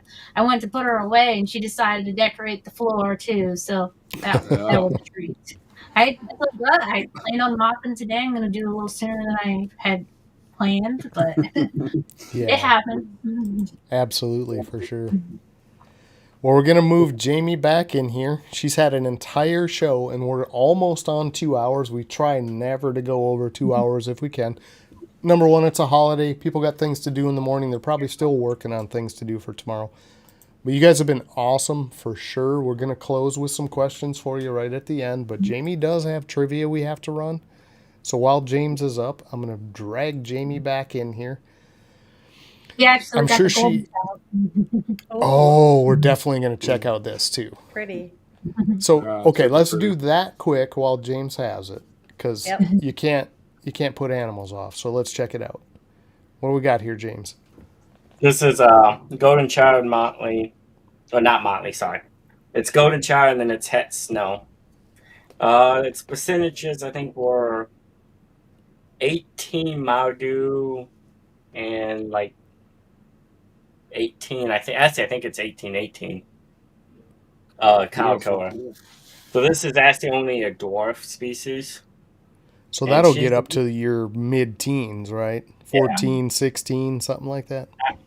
I would expect around 14 for her. Okay. She was saying hi to us there. Yeah. She's three right now. Hi. Yeah, she's beautiful. I kind of go all out with their things because they got a big section with PVC climbers hiding and then the lights that turn on and off. So we kind of woke her up. But I framed their birth certificates and put it by their cage and everything. Oh, dude, that's awesome. But if you ever forget to like go check out the birth certificate, it's on the cage. right. Was this Saturday show? You can see a lot of the videos. I have this girl in, and you can see when she's grown a lot. She was like this small. What are you doing?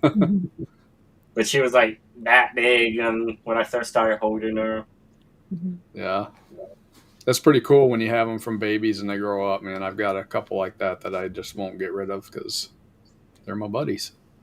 Yeah, this one won't go everywhere. It's one of the most tame snakes I got. I can chill with it. It can be out all day long and won't ever get nervous or. The mailman even reads her every now and then when she's out. Cool. Yeah. And that's rare. Those outside parties that are cool with it, you know. Yeah. Yeah, she's awesome, dude. She's super awesome. Yeah, And that's cool, man. You guys keep a wide range of stuff, man. I applaud that. You know, and it's not all the same husbandry. You know, you have to have your different temps. You have to have their different requirements for climbing or whether they're terrestrial. You know, that's a lot of work to put in to keep these correct. So that's awesome. It's not bad when it's fun messing with them and cleaning and stuff. It's not really a chore when you don't mind it. Right. Oh, absolutely. It's a baby to you, you know. That's beautiful, man. All right, Jamie. You know that I struggled with this one because there was don't ABC us. Don't ABC us. What do you got? I have a whole sheet of paper full of information, but I did choose one. Okay, hang on, because I'm going to throw something in here. Let me get let me get this up, because this is going to be, what do we want to call it? This is her deal, right? Yeah. Yep. Jen T.J. Hutch. TJ Hutch. $30 towards trivia tonight. She threw in $30. So we have $40 because we always throw in our 10 from the Forge side. But that's a big pot, guys. So let's hope people stuck around, paid attention, can throw some Forge coin in their wallet. Yeah. Jen, appreciate you 100%. So what do we have? With it being such a high amount in the pot, I was trying to make it a little bit more difficult. But hopefully there's some people here that will be able to answer. My trivia question for tonight is, James and Charlene got a ball python from AK Morphs. What dominant gene was that snake? Ooh, that's a good one. That's a good one. I know this, but yeah. I do too. Hopefully people stuck around and they were here for that part of it. And, dude, $40, man. Yes. Oh, look at Ken. Wow. Nice job. That's the correct answer, right, Charlene and James? And Ken, you spelled it right on top of it. Right? Good. He even spelled it right. Congratulations. Dang. No fat fingering in there or nothing. Man. What in the that literally took him like 5 seconds to put orbits in there. It's fast. It's like he had telepathy knowing what I was gonna ask. That was crazy.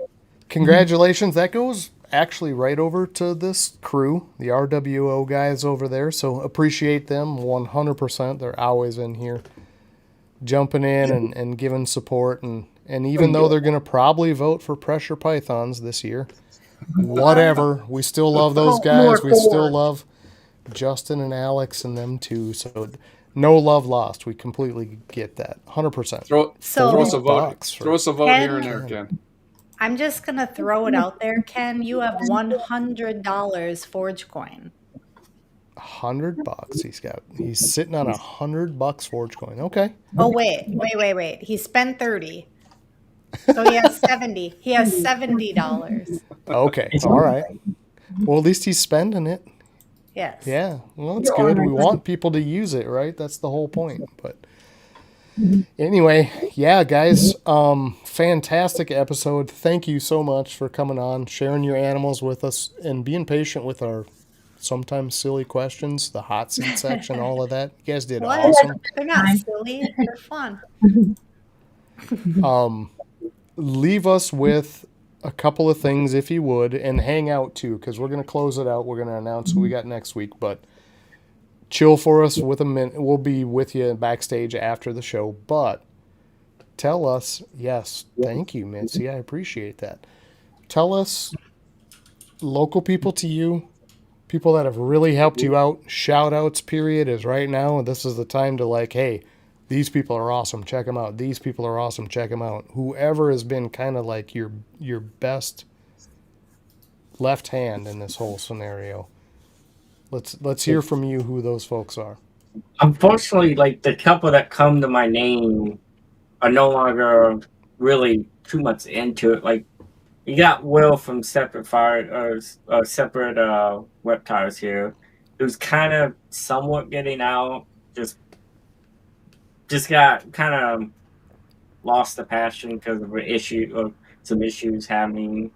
And then another guy, he moved, and Jake Bent, which really helped teach me a lot of getting into this. And he got out because he got divorced and he got with a new woman, and she brought he got the Brandy Bunch going on now. There's like 8 of them now. Okay.